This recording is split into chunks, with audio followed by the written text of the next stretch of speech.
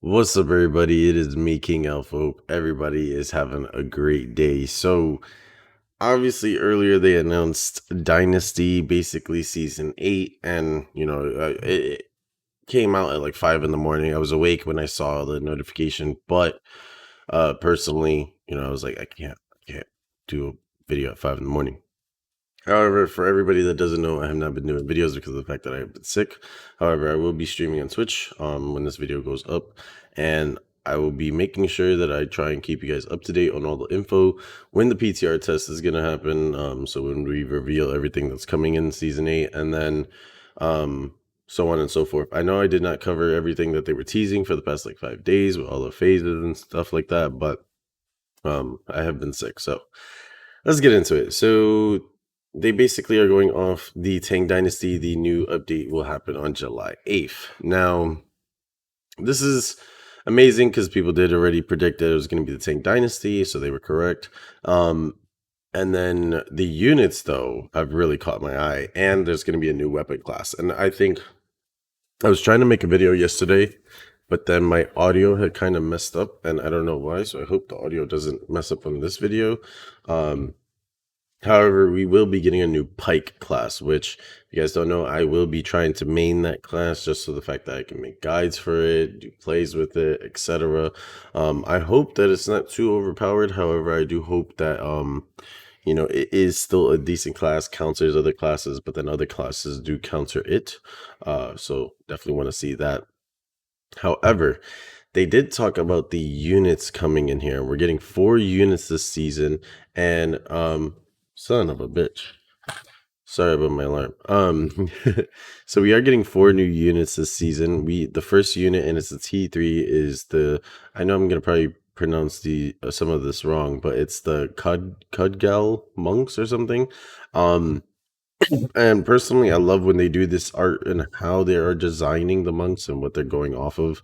They did this for the Vikings and all the other stuff as well. I do like that they do incorporate monks that are different.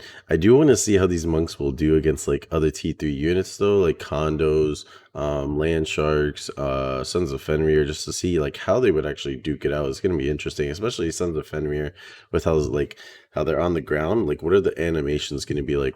Monks versus Sons of Fenrir, like just to see that. But then as well, we are gonna get a gray hair garrison.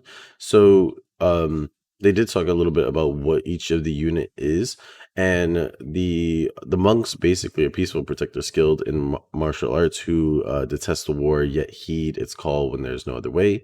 The gray hair garrison, it's a 4-star, so we're getting 2 4-stars and a 5-star this season.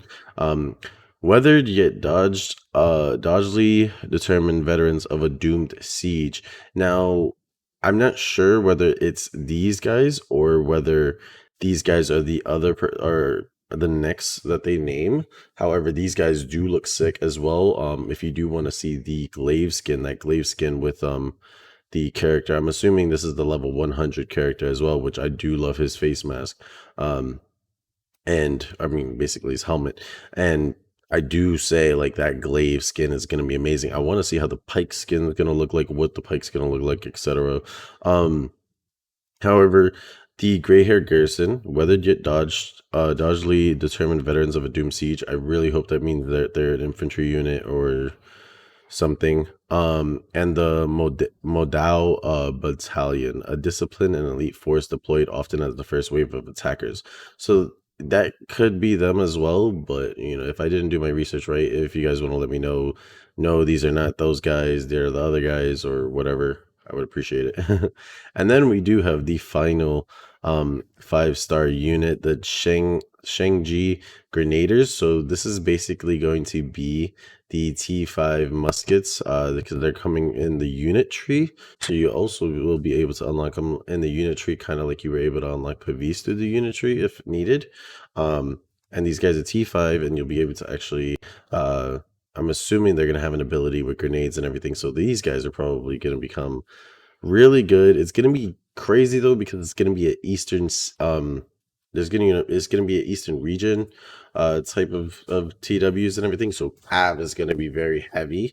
So I want to see how these units are really going to change. I know monks aren't going to really be in unless monks do something, monks ain't gonna be really that present in TW. However, the other two 4-star units and the 5-star unit hopefully is going to be very present in in TW. And they are coming out with a new Lin Wu fortress. However, it's very interesting. This siege map is only 10 versus 10 compared to the typical 15 versus 15. So it's going to be really good to see how that plays out. Whether, a 10v10 is a bit more calm and not as crazy, and you can't get steamrolled compared to a 15 versus 15. As well, you guys can all pre-order the pass on June 24th. As well, on June 24th, there is, see, and the dogs are barking.